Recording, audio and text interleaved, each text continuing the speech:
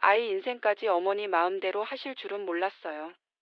그 말이 나온 순간 며느리는 이미 짐을 들고 현관에 서 있었습니다. 작은 여행 가방이 거실 바닥을 긁으며 지나갔고 그 소리에 시어머니의 숨이 멎는 듯 멈췄습니다. 울음도 고함도 없었습니다. 오히려 너무 차분한 얼굴이어서 되돌릴 수 없다는 느낌이 먼저 들었습니다. 아들은 며느리 뒤에서 몇 번이나 이름을 불렀지만 며느리는 고개를 돌리지 않았습니다. 신발을 신는 손은 떨리지 않았고 손잡이를 쥔 힘은 단단했습니다. 그 모습은 충동이 아니라 결심처럼 보였습니다. 시어머니는 한 발짝도 움직이지 않았습니다. 설명할 수 있었고 붙잡을 수도 있었지만 그러지 않았습니다. 말 한마디가 더 큰 불씨가 될 것 같다는 생각이 먼저 들었기 때문입니다. 며느리는 마지막으로 집 안을 한번 훑어봤습니다. 아이방, 식탁 그리고 시어머니가 서 있는 자리까지. 시선이 잠시 멈췄지만 끝내 아무 말도 하지 않았습니다. 대신 문을 열었습니다. 차가운 밤 공기가 밀려들었고 현관 불만 환하게 남았습니다. 문이 닫히는 소리가 울리자 집 안의 공기는 갑자기 낯설어졌습니다. 그날 밤 시어머니는 의자에 주저앉았습니다. 아무 말도 하지 않은 선택이 이렇게 큰 소리가 되어 돌아올 줄은 몰랐습니다. 그리고 이 집의 이야기는 그 순간부터 밖으로 흘러가기 시작했습니다. 며느리가 짐 싸서 나갔대. 늘 그렇듯 그 말 뒤에는 같은 이름이 따라붙고 있었습니다. 며느리가 집을 나간 다음 날 아침이었습니다. 시어머니는 밤새 거의 잠을 이루지 못한 채 해가 뜨는 소리를 듣고서야 자리에서 일어났습니다. 현관불은 여전히 꺼지지 않은 채였고 신발장 앞에는 어젯밤 그대로 남아있는 빈 공간이 눈에 띄었습니다. 그 자리를 보는 순간 며느리가 정말로 나갔다는 사실이 다시 한번 실감났습니다. 부엌으로 들어간 시어머니는 습관처럼 밥을 지으려다 멈췄습니다. 식구수에 맞춰 쌀을 퍼 담던 손이 허공에서 멈춘 채 내려오지 않았습니다. 손주는 학교에 갔고 며느리는 없고 아들은 방에서 조용히 출근 준비를 하고 있었습니다. 집안은 분명 평소와 같았지만 무언가 크게 비어있는 느낌이 들었습니다. 아들은 끝내 시어머니를 보지 못한 채 집을 나섰습니다. 문이 닫히는 소리조차 어젯밤보다 훨씬 조심스러웠습니다. 시어머니는 그제야 혼자가 되었습니다. 그리고 머릿속에서는 며느리의 말 한마디가 계속 맴돌았습니다. 아이 인생까지 어머니 마음대로 하실 줄은 몰랐어요. 도대체 어디까지가 그렇게 보였는지, 언제부터 선을 넘었다고 느낀 건지 이유를 하나하나 되짚기 시작했습니다. 그때 휴대전화가 울렸습니다.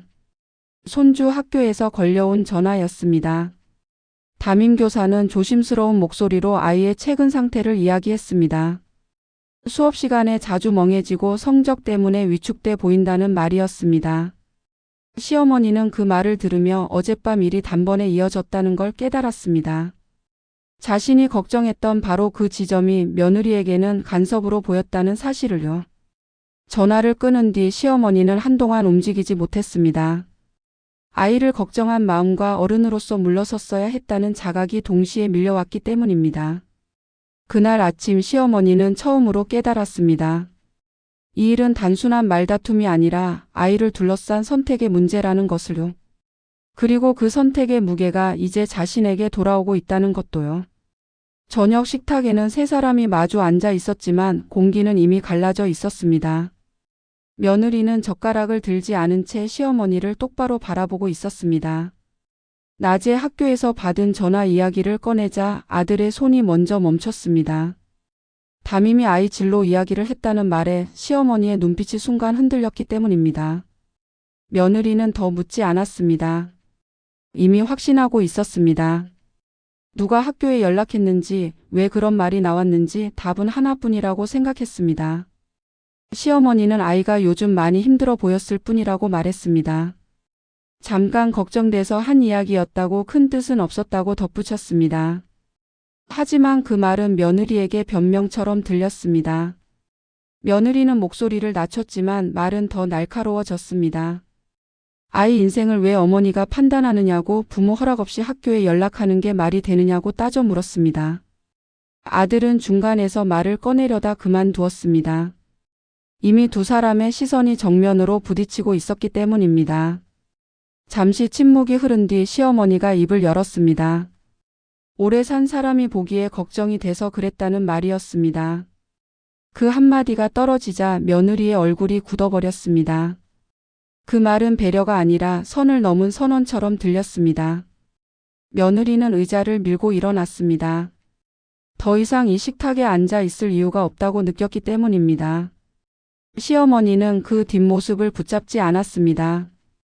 그날 저녁 식탁 위에서는 아무것도 해결되지 않았고 대신 한 가지가 분명해졌습니다. 이 집에서는 이제 누군가 나가야 한다는 사실이었습니다. 식탁에서 며느리가 일어난 뒤 집 안은 기이할 만큼 조용해졌습니다.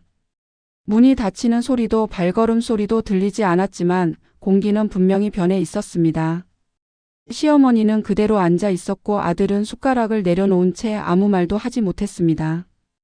방금까지 이어지던 말들이 공중에 남아 쉽게 가라앉지 않는 느낌이었습니다. 잠시 후 방 안에서 서랍이 열리고 닫히는 소리가 들리기 시작했습니다. 옷이 접히는 소리, 가방 지퍼가 올라가는 소리가 밤 공기 속에서 또렷하게 울렸습니다. 시어머니는 그제야 무슨 일이 벌어지고 있는지 분명히 알았습니다. 말다툼이 아니라 결심이 내려졌다는 것을요. 하지만 자리에서 일어나지 않았습니다.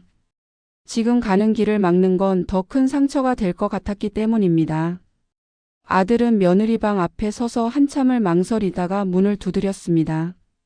안에서는 대답이 없었습니다. 잠시 뒤 문이 열렸고 며느리는 작은 여행 가방을 끌고 나왔습니다.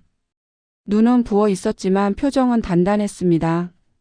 아들은 무슨 말을 하려 했지만 며느리는 고개를 저었습니다. 지금은 아무 말도 듣고 싶지 않다는 뜻이었습니다. 현관 앞에서 며느리는 잠시 멈췄습니다. 혹시라도 누군가 붙잡아 주길 기다리는 듯한 순간이었습니다. 그러나 시어머니는 끝내 움직이지 않았습니다.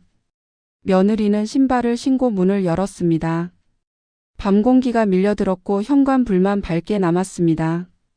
문이 닫히는 소리가 집 안에 울려 퍼졌을 때 시어머니는 그 자리에 앉은 채로 알았습니다. 이 집의 균열은 이제 되돌리기 어려운 선을 넘었다는 것을요. 며느리가 집을 나간 다음 날 시어머니는 새벽부터 잠을 이루지 못했습니다. 현관 앞을 몇 번이나 서성이다가 해가 막 떠오를 즈음 외투를 챙겨 입었습니다. 아들과 손주에게는 아무 말도 하지 않았습니다. 설명할수록 일이 커질 것 같았기 때문입니다. 대신 조용히 집을 나섰습니다. 시어머니가 향한 곳은 손주가 다니는 학교였습니다. 학교 앞에 서기까지 몇 번이나 발걸음을 멈췄습니다. 또다시 선을 넘는 건 아닐지 스스로에게 물었기 때문입니다. 하지만 이번엔 달랐습니다. 무언가를 주장하러 온 것이 아니라 물러서기 위해 온 길이었습니다. 담임을 만난 시어머니는 길게 말하지 않았습니다. 아이의 진로에 대해 어떤 의견도 내지 않겠다고 모든 결정은 부모에게 맡기겠다고 조용히 전했습니다. 아이가 요즘 힘들어 보인다는 말만 남기고 그 이상의 이야기는 하지 않았습니다. 담임은 고개를 끄덕였고 시어머니는 더 머물지 않고 학교를 나섰습니다. 학교를 나오는 길 시어머니는 휴대전화를 꺼내다 다시 넣었습니다. 며느리에게 설명할 수도 있었지만 그러지 않았습니다. 말로 풀면 다시 오해가 시작될 것 같았기 때문입니다. 그날 시어머니는 하나를 선택했습니다. 이해받지 않더라도 더 이상 개입하지 않겠다는 선택이었습니다. 집으로 돌아온 시어머니는 평소처럼 집 안을 정리했습니다. 아무 일도 없었던 사람처럼 움직였지만 마음속에서는 이미 큰 결정을 내려놓고 있었습니다. 그 선택이 어떤 결과를 부를지는 알 수 없었지만 지금은 이것이 자신이 할 수 있는 전부라고 생각했습니다. 며느리는 친정집에서 며칠을 보냈습니다. 처음 이틀은 분노로 버텼고 그 다음 하루는 이상할 만큼 조용했습니다. 어머니는 더 이상 묻지 않았고 며느리 역시 설명하지 않았습니다. 말로 꺼내는 순간 자신의 확신이 흔들릴 것 같았기 때문입니다. 하지만 밤이 되면 식탁에서의 장면이 반복해서 떠올랐습니다. 시어머니의 얼굴, 그 침묵, 그리고 아무 말도 하지 않던 태도까지요. 그날 오후 아이에게서 전화가 왔습니다. 학교 이야기를 하던 아이는 무심한 듯 말했습니다. 요즘 선생님이 진로 이야기를 더 이상 하지 않는다고요. 학원도 그대로 다니고 있고 분위기가 전보다 편해졌다고 했습니다. 며느리는 잠시 말을 잃었습니다. 자신이 집을 나온 뒤에도 상황은 더 나빠지지 않았고 오히려 정리된 느낌이었기 때문입니다. 전화를 끊은 뒤 며느리는 소파에 앉아 한참을 움직이지 못했습니다. 분명 누군가는 개입을 멈췄습니다. 그리고 그 누군가가 가장 쉽게 의심했던 사람이라는 사실이 마음을 복잡하게 만들었습니다. 시어머니는 늘 말이 없었지만 그 침묵이 방치인지 물러남인지는 다시 생각해 볼 필요가 있었습니다. 며느리는 처음으로 스스로에게 질문했습니다. 정말로 그 사람은 아이 인생을 빼앗으려 했던 걸까? 아니면 자신이 가장 예민한 부분에서 먼저 벽을 세운 건 아닐까? 분노는 아직 남아 있었지만 그 속에 작은 균열이 생기기 시작했습니다. 확신은 더 이상 단단하지 않았고 마음 한구석에서 설명되지 않는 불편함이 조용히 고개를 들고 있었습니다. 며느리가 다시 집으로 돌아온 날은 비가 오던 오후였습니다. 급하게 챙겨온 물건 몇 가지를 정리하기 위해 잠시 들른 것이었지만 현관에 들어서는 순간 집안 공기가 예전과 다르다는 걸 느꼈습니다. 조용했고 너무 정돈되어 있었습니다. 시어머니는 방에 계셨고 거실에는 아무도 없었습니다. 며느리는 말없이 자신의 방으로 들어가 서랍을 열었습니다. 그때 맨 안쪽에서 낯선 봉투 하나가 눈에 띄었습니다. 보험사 이름이 적힌 서류 봉투였습니다. 호기심보다는 이상함이 먼저 들었습니다. 며느리는 봉투를 열어 안을 들여다봤고 그 순간 숨이 멎는 듯 했습니다. 피보험자 이름은 시어머니, 수익자는 손주로 되어 있었습니다. 가입 날짜는 자신이 집을 나가기 며칠 전이었습니다. 금액은 시어머니의 형편으로는 쉽게 감당할 수 없는 수준이었습니다. 그때 방문이 열리며 손주가 들어왔습니다. 며느리는 아무렇지 않은 척 봉투를 접으며 물었습니다. 이게 뭐냐고요? 아이는 잠시 망설이다가 말했습니다. 할머니가 혹시라도 자기가 힘들어질까 봐 준비해둔 거라고 아무한테도 말하지 말라고 했다고요. 그리고 학교에 전화한 날도 할머니가 화를 낸 게 아니라 담임에게 이 아이가 요즘 너무 힘들어한다는 말만 했다고 덧붙였습니다. 며느리는 그 자리에 그대로 앉아버렸습니다. 그동안 분노로 설명했던 모든 장면들이 전혀 다른 얼굴로 다시 떠올랐기 때문입니다. 시어머니는 아이 인생을 바꾸려 했던 게 아니라 자신이 짐이 될까봐 먼저 물러날 준비를 하고 있었습니다. 그 순간 며느리는 처음으로 깨달았습니다. 말하지 않은 선택이 가장 큰 오해를 만들 수 있고 동시에 가장 깊은 마음을 숨길 수도 있다는 것을요. 그리고 이제 자신이 해야 할 선택이 무엇인지도요. 그날 밤 시어머니는 평소보다 늦게까지 부엌 불을 켜두고 있었습니다. 밥을 짓는 손놀림은 늘 하던 그대로였지만 어깨는 눈에 띄게 굳어 있었습니다. 며느리는 방문 앞에서 한참을 서 있다가 결국 아무 말 없이 식탁에 앉았습니다. 낮에 보았던 보험 서류와 아이 입에서 들은 말이 머릿속에서 계속 부딪히고 있었기 때문입니다. 식탁 위에는 말이 없었습니다. 사과도 설명도 없었습니다.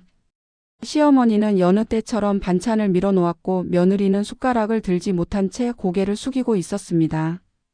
그 침묵은 어색함이 아니라 더 이상 도망칠 수 없는 무게처럼 느껴졌습니다. 잠시 후 시어머니가 자리에서 일어났습니다.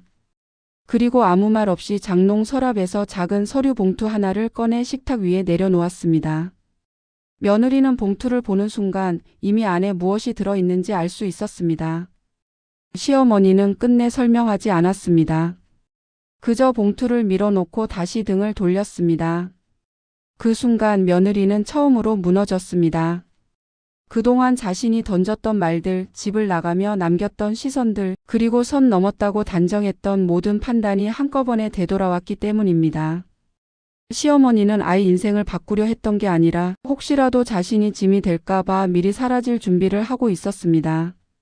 말하지 않음으로써 끝까지 버티고 있었던 것입니다. 며느리는 조용히 자리에서 일어나 시어머니 앞에 섰습니다. 그리고 처음으로 아주 낮은 목소리로 말했습니다. 몰랐어요. 그 한마디에 시어머니는 고개를 들지 않았습니다. 그날 밤 집안에서는 아무도 울지 않았습니다. 하지만 그 침묵은 그동안 흘리지 못했던 눈물보다 더 무거웠습니다. 며느리는 알게 되었습니다. 어떤 어른은 설명하지 않아서 욕을 먹고 어떤 사랑은 끝까지 말하지 않아서 오해로 남는다는 것을요. 그리고 그 집의 불은 그날 밤 가장 늦게까지 꺼지지 않았습니다. 여러분, 제 마음과는 다르게 오해를 받아본 적 있으신가요?